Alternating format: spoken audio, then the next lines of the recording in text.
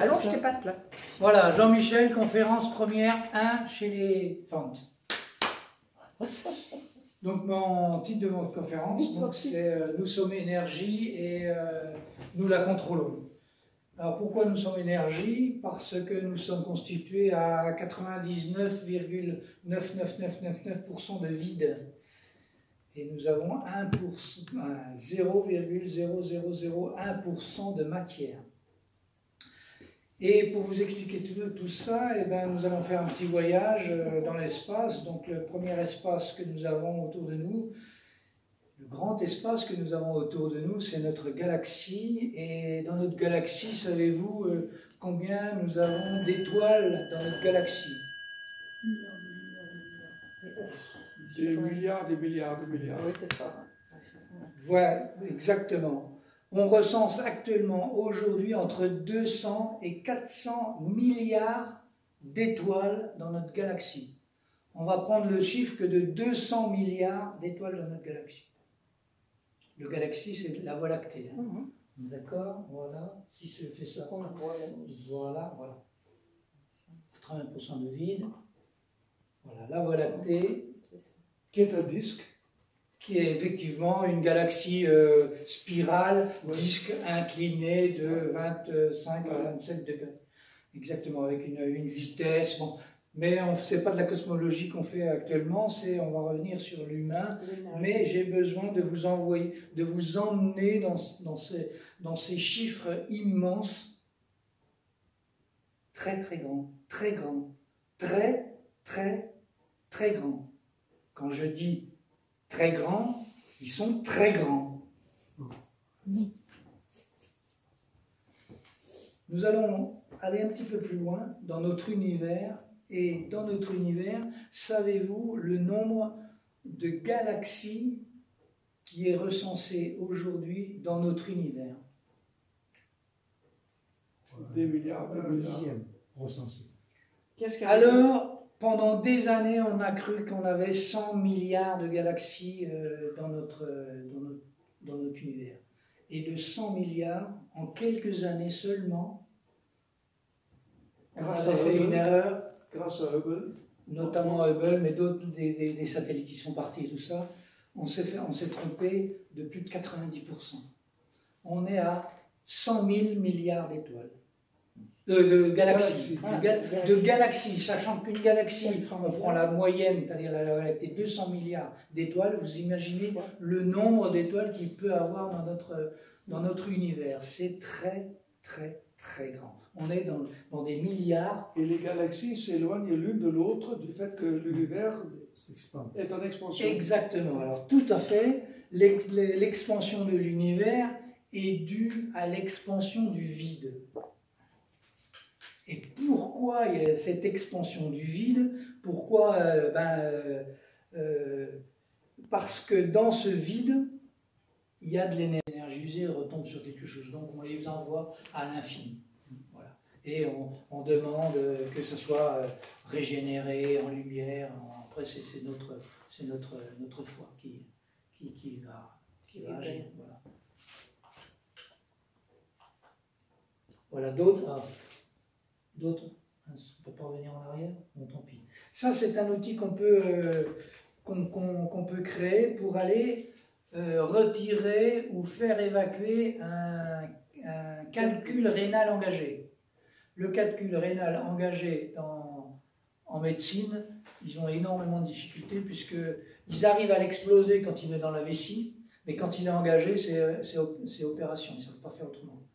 Et bien nous, on arrive avec une multisonde et un petit ballon énergétique qu'on introduit, toujours pareil, par les voies naturelles, et on va pouvoir le gonfler et énergétiquement, on va écarter le terre et permettre au calcul de passer. Ça aussi, on ne l'explique pas physiquement. Et on le sent, la personne le sent descendre, quoi. Et tu fais dans quelles conditions d'hygiène, ça? Tu ne touches pas le corps. Je touche tout le temps. Parce que j'avais l'impression que tu rentrais vraiment là. Là, je pensais que c'était symbolique. Mais là, je ne pensais pas que c'était Là, c'est un schéma. Je rentre. Alors, la personne est allongée, elle peut être en petite tenue ou habillée. C'est plus facile quand c'est en petite tenue, parce que moins il y a de descente, plus moi j'arrive à visualiser. Mais si je visualise, je suis dans le conscient, donc je ne dois pas être dans le conscient, je dois être dans le subconscient, donc subconscient, conscient. Donc, je dois me détacher de tout. Donc, ben, que tu sois habillé ou que tu sois en petite tenue, moi, ça fonctionne quand même. Oui, mais tout à l'heure, tu as dit que tu introduis par voie naturelle. Oui, tu as dit ça, donc c'est pour ça que j'ai dit, tiens, c'est pas la même chose que tout à l'heure. Oui, non, par naturel. Si j'ai besoin d'aller sur ta vessie, eh ben, je vais introduire là, comme ça, exactement. Là, je suis en train de faire. Non, mais c'est une sorte de symbolique. Oui. Là, mais comme il est pas naturel, j'ai dit, non, c'est pas symbolique, c'est immatériel. Pour moi, c'est symbolique. Immatériel.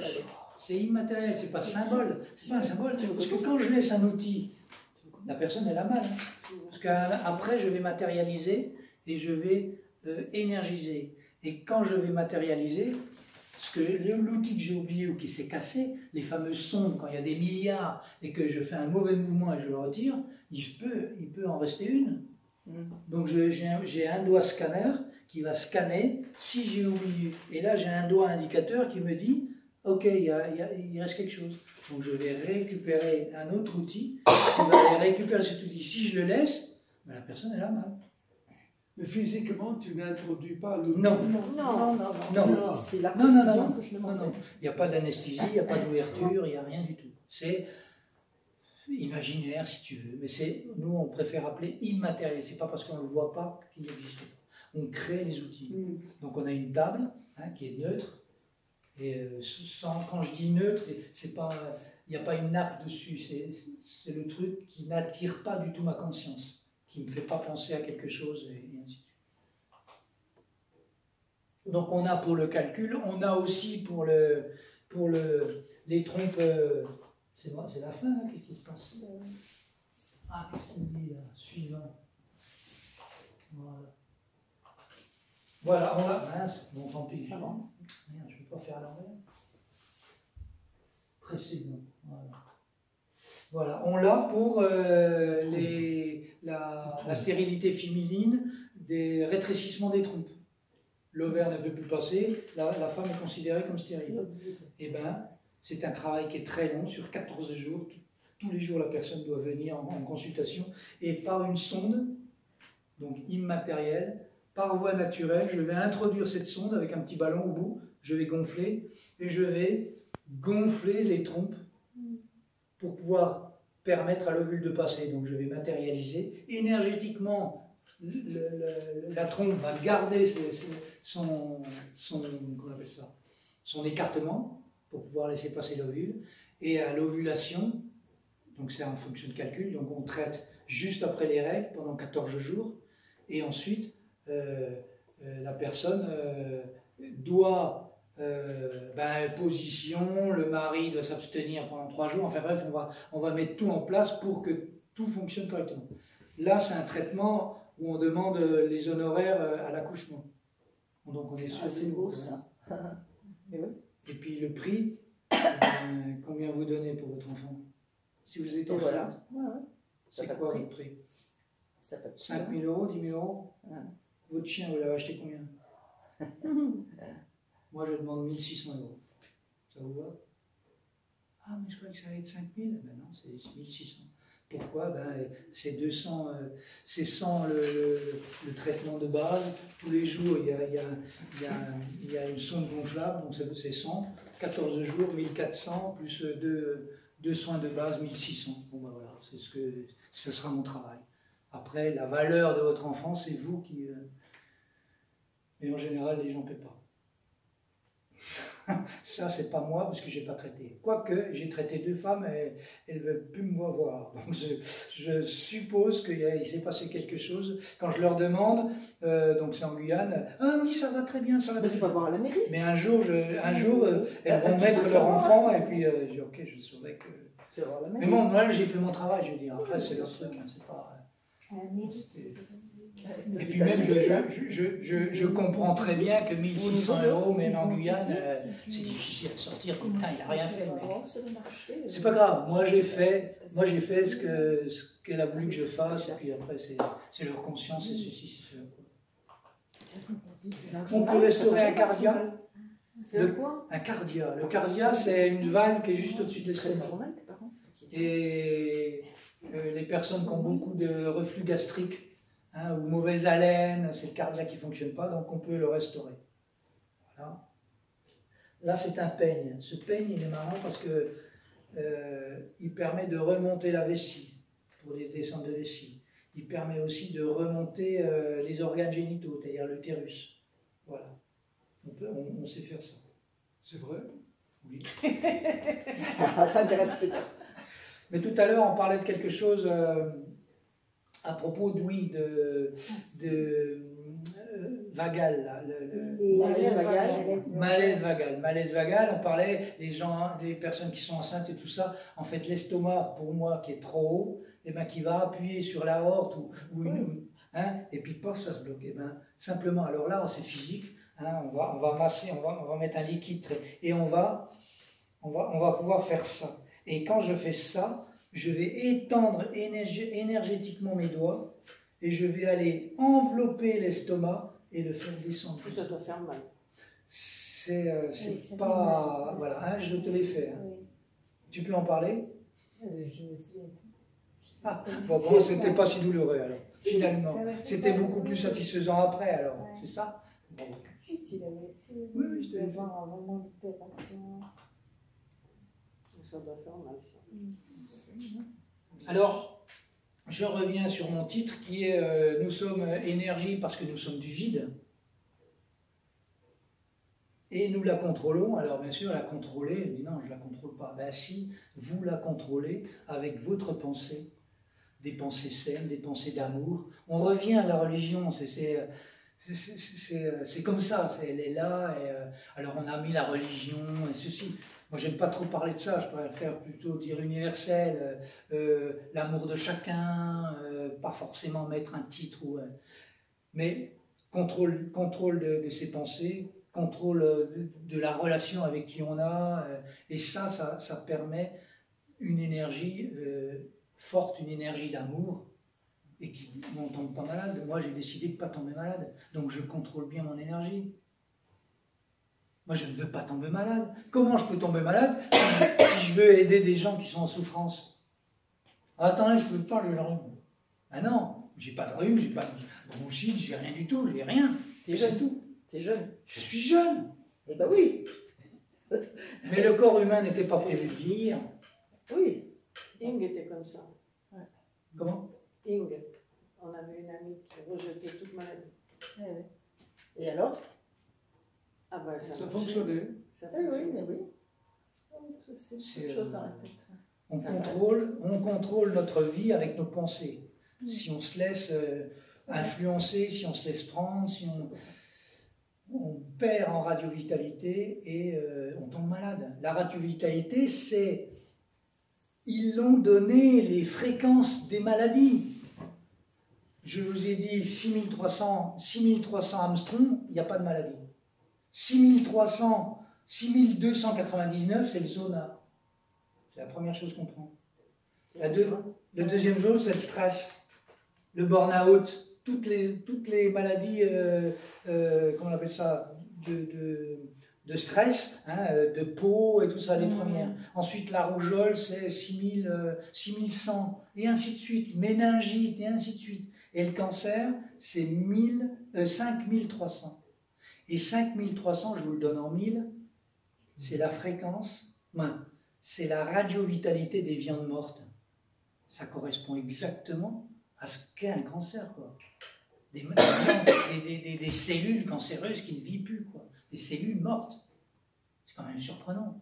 Donc si on veut éviter ça, manger vivant, et éviter de manger des viandes mortes, des choses, ou alors des légumes. Alors un légume est vivant, mais quand on le cuit à moins de 65 degrés. Donc on arrive petit à petit vers la fin de mon exposé, où ce sera l'objet d'un autre exposé, l'alimentation logique. Comment s'alimenter pour garder une hygiène de vie au niveau de nourriture qui nous nourrisse correctement. Les nourritures vivantes, c'est très bien, mais à condition de prendre conscience de comment on mange. C'est-à-dire qu'il faut mâcher, il faut produire de la salive, parce que les hydrates de carbone sont digérés dans un environnement alcalin. Et les protéines sont digérées dans un environnement acide. Donc c'est pas le même positionnement. Quand on mange un hamburger ou quand on mange un steak frites et qu'on discute à table ou alors qu'on regarde la télévision, on mâche des boulettes de nutritus, c'est pas mâché, c'est pas digéré. L'estomac, il va jamais manger ça. Il va avoir arrivé ça, des protéines et des hydrates de carbone en même temps, il sait pas faire. Il prend le paquet, il envoie ça à l'intestin. L'intestin grêle. L'intestin grêle, il regarde, il dit mais qu'est-ce que tu m'as envoyé comme merde? Et il va récupérer que les sucres. Parce que c'est le plus facile à digérer. Donc la personne, elle va gonfler. Déjà, elle va se rassurer en gonflant, au niveau psychique, ça va le protéger de son environnement et tout ça.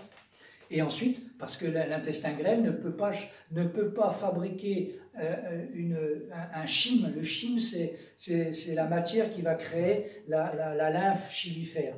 Et ce chyle, il va être de mauvaise qualité, il ne va pas alimenter correctement les cellules du corps. Parce que c'est le chyle, c'est la lymphe et le sang chylifère qui alimentent toutes les cellules du corps. Ce n'est pas que le sang. Le sang, il alimente les muscles, principalement. Voilà, donc j'arrive sur la fin, un peu en queue de poisson, parce que j'ai été très long, mais je suis un peu passionné, vous l'avez vu, et puis... C'était pas facile, au début c'était pas facile. Mais c'était pour pouvoir mieux vous faire atterrir. Alors moi j'ai une remarque à faire, oui. Négative, c'est que jusqu'à ce que je le vois écrit, je n'avais pas compris le nom. Ondobiologie. Et oui, alors là, ou il faut que tu l'écris, tu le prononces très bien au ondobiologie. Ou que tu l'écris ondo jusqu'à la fin. Je voulais t'interrompre pour te demander ce que c'est. Ondo jusqu'à ce que Donc, Oui, c'est ce que tu viens de dire. Voilà, c'est ce que voilà, donc je rattrape, je vais plus vite que j'ai là pas la tête. Voilà. Une mémoire insuffisante. Donc voilà, nous sommes constitués, quand on regarde cette immensité, des distances, quand on regarde en macro, c'est-à-dire au niveau quantique. Il y a la cosmologie que je vous ai emmené tout à l'heure avec les étoiles, les planètes, la galaxie. Et maintenant, je suis revenu sur moi, sur vous, et je vous ai montré au niveau atomique, c'est-à-dire l'atome. Et là, on est dans la physique quantique, mécanique quantique, médecine quantique. Enfin, tout est quantique quand on est tout petit. Ça veut dire que le vide se trouve entre le noyau et les électrons. Exactement. C'est-à-dire qu'en physique, actuellement, quand ils retirent tout ce qu'il y a dans cette pièce, au départ c'est facile, on retire les fauteuils, on retire les tableaux, on retire les personnes qui sont à l'intérieur. Et ensuite, ça va être de plus en plus difficile quand on va pouvoir retirer les particules les plus petites. Mais quand on va essayer de retirer tout, il n'y a plus rien dans la salle, eh bien il reste encore quelque chose. Il reste encore des structures. Il reste des ondes. Il reste des ondes Wi-Fi, des ondes télévision, des ondes hertziennes, des ondes électromagnétiques qui sont comment on appelle ça, pas en opposition, mais en interaction les unes avec les autres. On n'arrive pas à faire le vide. Mais c'est pour ça qu'il y a des gens qui trouvent les ondes magnétiques, par exemple. Exactement. Et la plus petite valeur actuellement qu'on peut donner, c'est l'unité de Planck.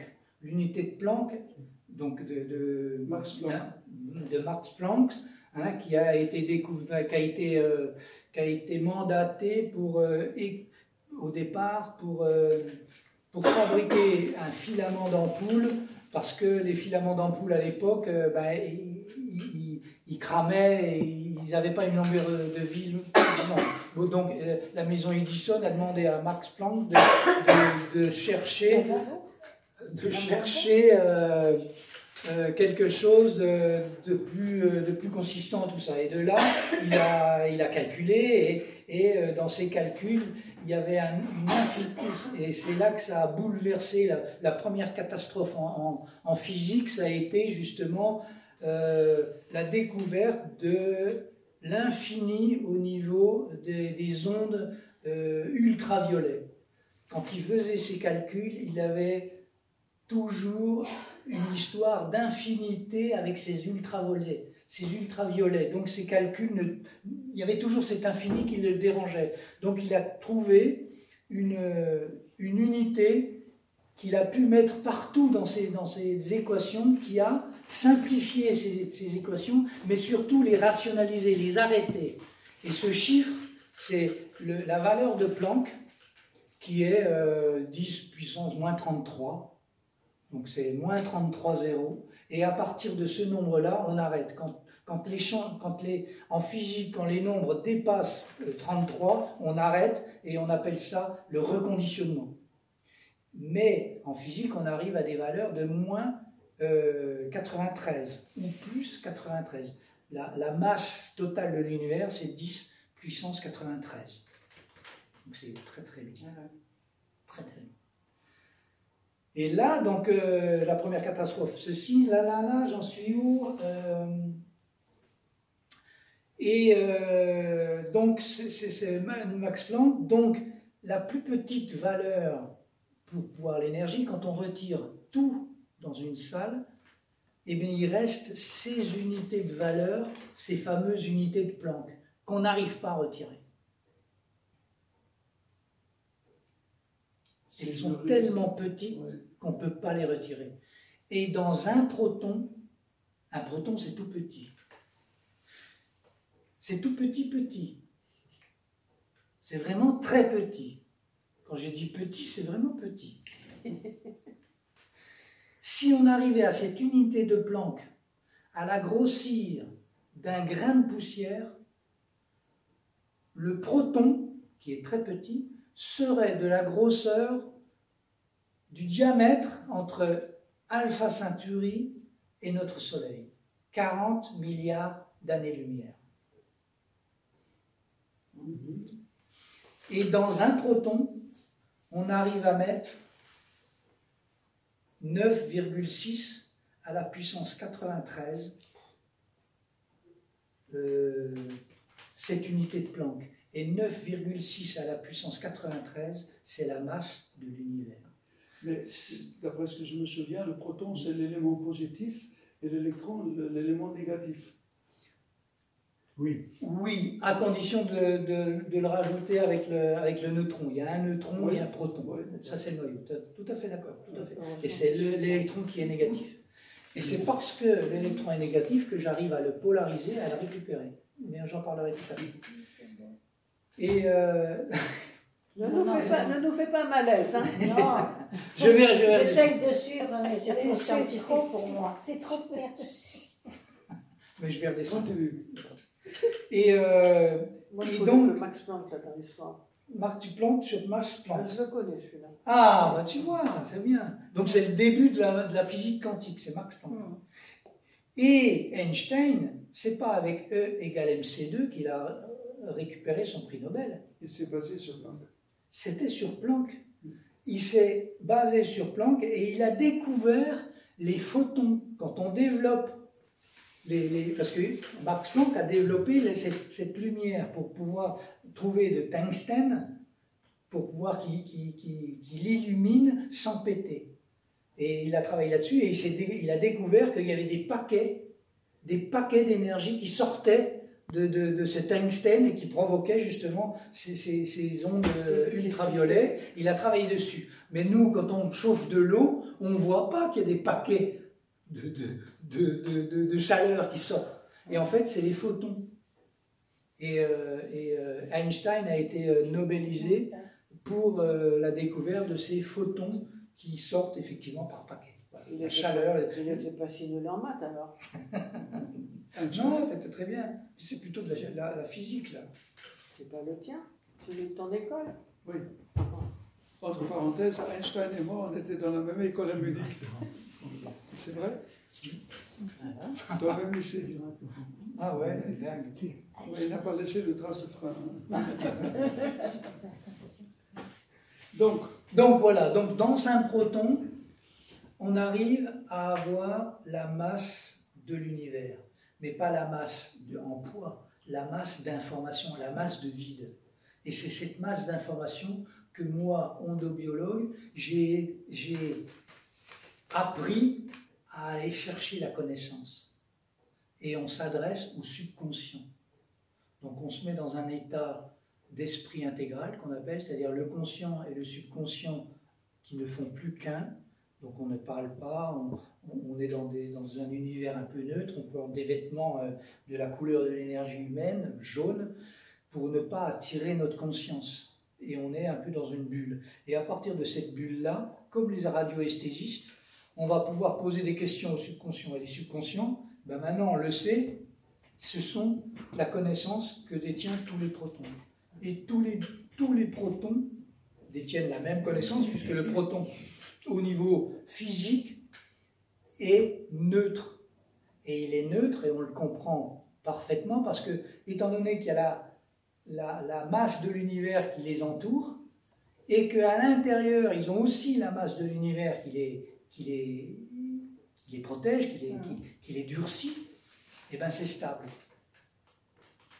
Mais si un proton sortait de notre univers, il aurait plus cette masse de l'univers autour, et bien il exploserait et recréerait l'univers qu'il a à l'intérieur de lui.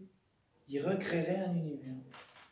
Donc on arrive à un multivers, c'est-à-dire une chose multiple d'univers qui se crée en permanence à un rythme qui est calculé actuellement, qui devient presque biologique. Il y a une fréquence de ça. C'est quand même surprenant. On croyait qu'on était seul, mais finalement, l'univers aussi vit. On se rapproche du biologique en regardant les étoiles, en regardant le proton. Donc l'extrême est le plus petit. Alors, tout à l'heure, je vous ai dit que donc on était rempli de vide, vous avez compris, mais dans ce vide, il est plein d'énergie. Il est plein d'énergie, il est plein d'informations dans ces fameuses unités de Planck, qu'on n'arrive pas à aller plus loin. L'unité de Planck, c'est tellement petit que si un proton traversait cette unité de Planck, il irait à la vitesse de la lumière. Un proton, ça ne bouge pas normalement, c'est stable. Si on le fait passer dans cette unité de Planck, qui est l'unité la plus petite, quand je dis cette unité, c'est un peu particulier, on s'est arrêté à cette unité de Planck pour bloquer le fameux vide. Qu'est-ce qu'il y a dans ce vide? Parce qu'il y a tellement de choses, il y a tellement de vibrations qu'on a dû s'arrêter à un moment donné, et on s'est arrêté à cette valeur de Planck. Donc on est du vide, mais rempli d'énergie. Et c'est pour ça que, effectivement, on arrive à contrôler, à détourner, enfin bref, à aider des personnes par nos techniques qu'on a apprises en endobiologie. Voilà, et ces énergies, avec ces unités de Planck, en fait, c'est la vitesse de rotation des électrons. La vitesse de rotation des électrons, actuellement, on n'a pas encore vu les électrons. On arrive à les canarder et tout ça, mais on ne sait pas quelle est la valeur, la constitution, on n'y arrive pas. On imagine c'est un nuage, il tourne tellement vite que bon. Mais il tourne à une certaine vitesse, on a réussi à les contrôler, de 2100 à 300 000 km/seconde. Entre 2000 et la vitesse de la lumière. Parce qu'effectivement, quand ils se déplacent à la vitesse de la lumière, ce ne sont plus des électrons, mais ils deviennent des photons, et on les voit. Et bien c'est ça, nous sommes constitués de ça. La radiovitalité du corps humain qu'on peut calculer, qu'on peut mesurer, que je pourrais faire, je ferai le test si quelqu'un veut bien se prêter au jeu. Et bien on peut le mesurer par un test physique. Hein, on appuie sur le bras et on va pouvoir ça. Et moi je vais retirer les énergies usées et on va le contrôler après. Et la personne ressent, il va dire de la force, mais c'est de l'énergie en fait. J'en arrive bien sûr, il fallait peut-être une petite dose de religion, hein, je dis, je ne veux pas que je passe à côté quand même. Et puis il y a effectivement Saint-Augustin, et puis on a eu ce week-end, c'était quand on a été là? Et bien Saint-Augustin, samedi. Alors bon, c'est imagé, effectivement, il allait chercher la connaissance, donc la connaissance du Père, hein, bien sûr, on reste religieux, on sort de la physique là, on est religieux, il allait chercher la connaissance, bien sûr avec son cœur, parce qu'il était rempli d'amour. Mais il allait le chercher à l'univers, il allait chercher au Père, certes, mais cette connaissance, elle est dans les protons, elle est tout autour de lui. Il allait la télécharger, en fait, maintenant, c'est le terme. Et cette image qui a été faite il y a un certain nombre d'années, eh bien, on voit bien que, bon, il prend son cœur, et bien, on voit bien qu'il y a une connaissance qui arrive, il y a de l'énergie qui arrive au cœur, mais qui revient chez lui. Moi, c'est comme ça que je l'interprète, cette image-là. En fait, il téléchargeait cette connaissance. Alors pour moi, plus profane que vous, donc ça arrive des protons, ça arrive de l'univers, ça arrive forcément d'un Père, et il avait cette connaissance-là. Voilà, c'était une petite parenthèse pour rester un peu dans le thème discutable. C'est vrai que c'est difficile d'aborder l'endobiologie sans pouvoir parler de physique, et puis d'arriver à l'endobiologie. Endobiologie, pour onde biologique, donc ça s'adresse aussi aux plantes et aux animaux, tout ce qui vit. Donc on est constitué d'atomes, hein, vous l'avez dit. Les atomes, ce sont des électrons qui tournent. Nous savons que l'énergie, c'est la vitesse à laquelle les électrons tournent. Et en biologie, les électrons meurent toutes les 24 heures. Et voilà. Ça, c'est une nouveauté. Et nous avons des canaux d'énergie usés le long de la colonne vertébrale qui descendent le long des jambes, le long des bras. Les électrons meurent et se renouvellent. Alors, exactement. Est-ce que c'est la cause de la régénération des cellules? Est-ce que c'est lié? Alors, bien sûr, c'est lié, puisque l'atome va, soit il va recréer, s'il a suffisamment d'énergie, il va recréer un électron. Soit c'est un atome d'à côté, un noyau d'atome d'à côté qui va lui prêter un électron.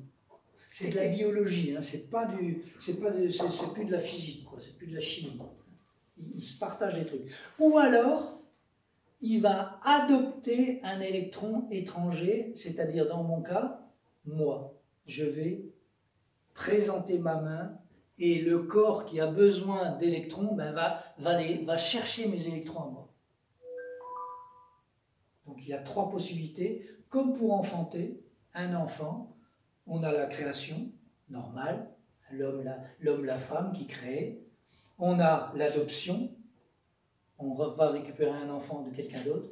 Ou alors, on va le créer artificiellement avec la médecine moderne, et les inséminations. Donc en fait, l'homme a réussi à reproduire ce que la nature avait déjà fait. Pour moi, qui suis ouvert là-dessus en parlant quantique, en médecine quantique. Voilà. J'ai répondu à ta question. Oui, très bien. Donc on est, voilà, là les atomes c'est fait, voilà. Donc en fonction de... Mais non, mais il écoute, c'est pas parce que j'écoute autour, je peux rajouter ce qu'il a. Et donc, ces énergies, l'important c'est comment se ressourcer, comment on les récupère ces énergies, pourquoi on en a besoin, comment on les récupère. On a 3 possibilités. C'est surprenant que souvent, on a toujours 3 possibilités. Et moi, malgré que je ne sois pas autant, comment je peux dire ça, rapproché de la religion, mais le 3, ça me fait penser vraiment à la Trinité, quoi. Même si je ne suis pas dedans, mais ça me fait penser à la Trinité, exactement. Et puis, donc on a les chakras, pour pouvoir récupérer de l'énergie, pour alimenter son corps. On a les chakras, l'énergie de la Terre. Alors les chakras récupèrent l'énergie cosmique, principalement de notre étoile, du Soleil. Ensuite, on a les énergies telluriques qui nous arrivent par les pieds, le chakra de base, par le chakra racine. Donc 7 chakras principaux. Nous travaillons sur 17 chakras. Donc on en a 2 autres sur les pieds, sur les mains, le double cœur,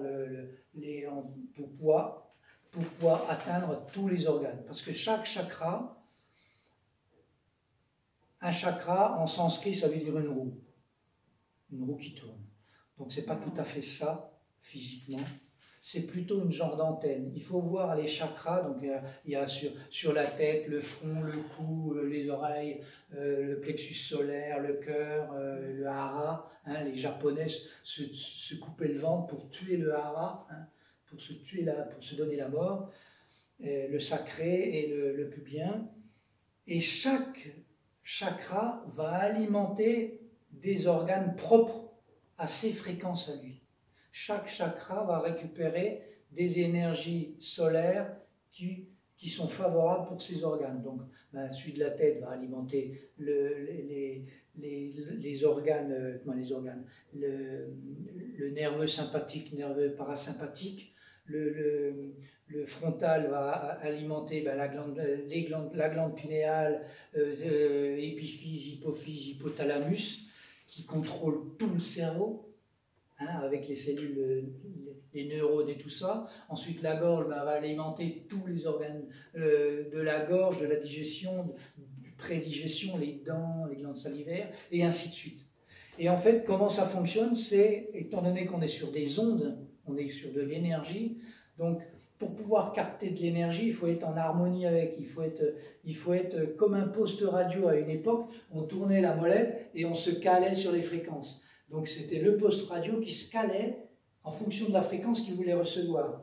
Et quand il était entre 2 fréquences, il y avait un brouhaha, c'est même pas un brouhaha, c'était de la neige. Sur les télévisions, c'est parfaitement représenté. La neige sur les télévisions, vous savez ce que ça représente réellement, physiquement?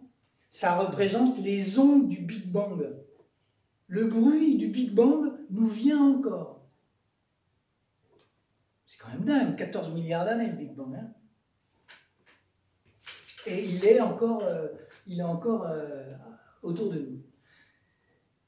Donc, notre besoin en énergie, on va pouvoir, notre corps va aller se centrer sur énergie pour aller capter ces énergies-là, pour les amener ici, là, et ainsi de suite.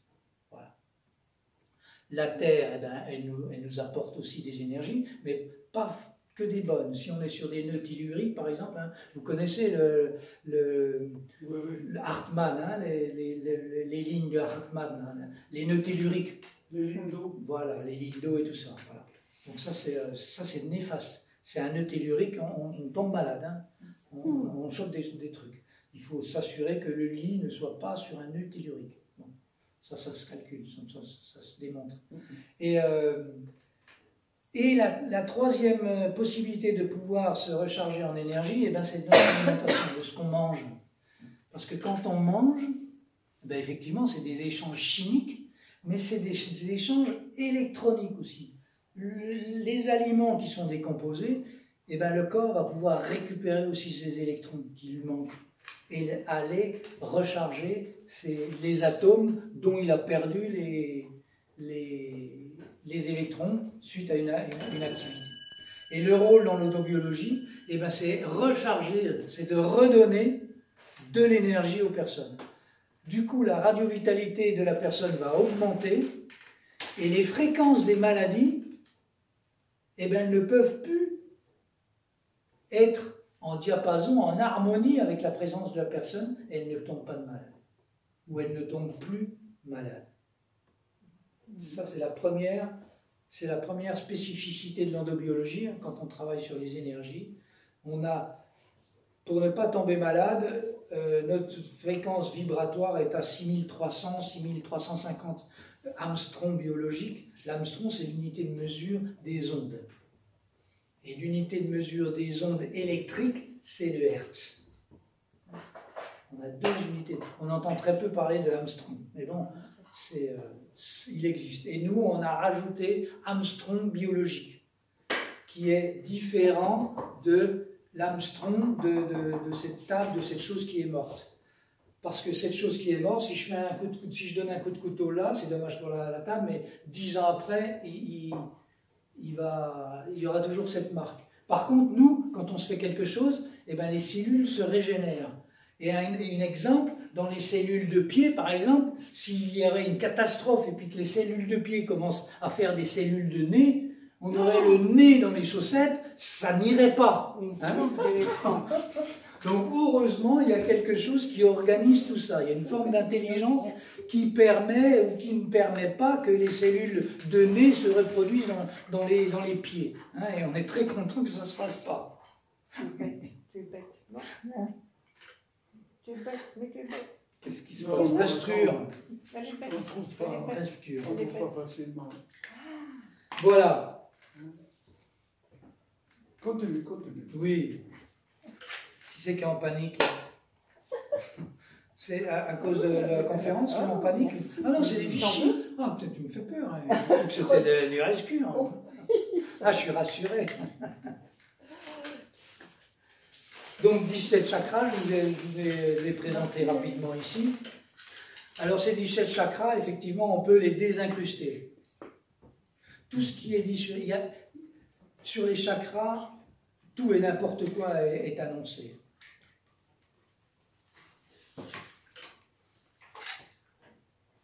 Tu en veux? Non, merci, ça va, je te remercie. Alors, la différence que l'endobiologie a de plus que les autres thérapies énergétiques a, eh bien, on va pouvoir retirer les énergies usées, ces fameux électrons qui sont morts et qui n'arrivent pas à s'évacuer. Ils n'arrivent pas à s'évacuer parce que, stress, mauvaise pensée, tourbillon de la vie économique, sociale, culturelle, conflits interfamiliaux, conflits de voisinage, télévision qui nous abreuve de catastrophes et tout ça, ça baisse notre radiovitalité. Ça, c'est prévu pour nous abaisser, pour nous faire tomber malades, nous donner des antidépresseurs, aller voir les médecins et nous apporter plein de bêtises, plein de maladies. Et là, j'ai perdu mon fil. Qu'est-ce que je dis? Voilà. Donc, on retire ces énergies usées. 2, on est capable de créer des outils matériels. Et c'est ça la petite révolution dans l'endobiologie par rapport au Reiki, par rapport au magnétiseur, c'est qu'on est capable, d'après Einstein, la loi de la relativité, hein, E égale mc2, avec de l'énergie, on est capable de créer quelque chose, de la matière. Bon, ben, je ne vais pas aller créer jusqu'à la matière, mais je vais créer quelque chose. Là, actuellement, je viens de créer un outil, un désencreur, qui va pouvoir aller, c'est la troisième chose de l'endobiologie, on va pouvoir aller désincruster des points somatisés qui sont dans le cerveau. Les points somatisés qui sont dans le cerveau, ce sont les chocs émotionnels. Un choc émotionnel, c'est une émotion qui vous arrive, et une émotion, on sait que c'est une grande quantité d'énergie qui arrive et qui rentre par le plexus solaire, parce que c'est le plexus solaire qui récupère cette énergie de sensation. Hein, c'est le pouvoir, le contrôle, le plexus solaire. Et cette énergie-là, elle monte au cerveau. Pourquoi elle monte au cerveau? Je ne sais pas. Elle monte au cerveau, et le cerveau ne sait pas évacuer cette énergie-là. Ça forme comme un nuage d'orage, un nuage rempli d'électricité, parce que nous sommes aussi électriques, hein, avec les noyaux et les électrons qui tournent, et il y a un arc électrique qui se forme. Et l'arc électrique se forme, et ça va ancrer un organe dans le corps soit il se développe tout de suite une maladie ou une contrariété, ou alors c'est latent, ça va attendre un autre choc et ça va se développer. Et on connaît très bien les pathologies concomitantes, c'est-à-dire qui reviennent à une certaine fréquence, ça revient.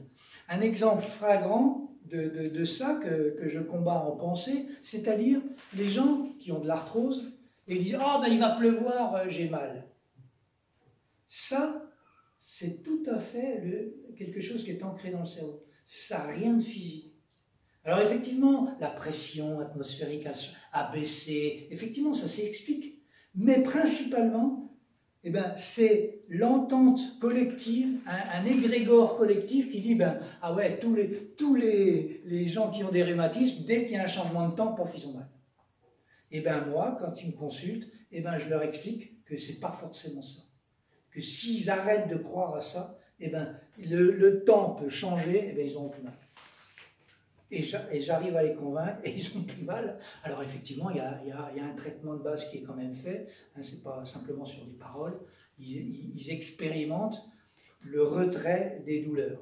Ça, c'est quand même surprenant aussi. Moi, ça m'étonne à chaque fois. Dit t'as mal, oui, ben attends, je te le retire. Bon, ben, moi, ça m'étonne que j'arrive à faire ça et je retire en fait les électrons qui stagnent quelque part et qui ne sont pas évacués. Et ben, je vais les capter et je vais les jeter à l'infini. Je les renvoie à l'infini. Voilà, c'est dans ma tête. Je les jette à quelque chose. J'ai des poubelles à énergie usée. Quand je retire ça, je mets dans les poubelles. Et figurez-vous qu'en Guyane, avec les bestioles qu'il y a qui volent, il y a une bestiole qui est tombée dans une de mes poubelles. Elle est morte presque instantanément, quoi. J'ai pas eu le temps de vider ma poubelle que la bestiole était déjà morte. Et moi, ça m'a foutu la frousse parce que j'ai dit, bon, c'est des énergies usées, on les voit pas. Mais c'était un genre de petit coléoptère qui est quand même résistant, les trucs qui tapent, pas les vonvons, hein, mais un truc, ça fait un peu vonvon quand même. On appelle ça les vonvons. Donc, c'est pas parce qu'on ne le voit pas que ça n'existe pas. C'est ce que je voulais vous dire. Qu'est-ce que j'ai dit? Bon, ben voilà, c'est ce que je viens de vous dire, les 3 trucs principaux. Donc, on retire les énergies, on est capable de créer des outils matériels, et on peut désomatiser les points ancrés qui sont dans le cerveau. Voilà, qui provoquent douleur et maladie en premier. Voilà les outils qu'on peut créer. Ça, c'est un râteau, c'est un ratissage, on appelle ça le ratissage, on l'utilise principalement quand on va nettoyer une jambe avant un drainage lymphatique. Je vais poser mes mains comme ça, là je le crée, et puis je remonte comme ça, je ratisse toutes les énergies usées. Bon, j'ai pas ma poubelle, je le mets là, je le viderai tout à l'heure. Hop, et je reprends comme ça, et je travaille comme ça. Ça, c'est possible. C'est un peu mystique, c'est perché, c'est de quoi il parle, mais bon, ça fonctionne. La personne, elle a mal, je lui fais ça, pof, elle a plus mal. Je dis, bon, il y a bien quelque chose qui se passe, il y a bien... bon. Alors, moins on y croit, plus ça fonctionne. Ah bon? Oui. Normalement, c'est l'inverse. Il faut y croire pour que ça fonctionne. Et bien justement, mais parce qu'on y croit, on a une attente, et à partir du moment où on a une attente, donc une demande, une exigence, et bien là, ça coupe. Ça, c'est surprenant. Donc, voilà pour le ratissage. Ça, c'est le désencreur.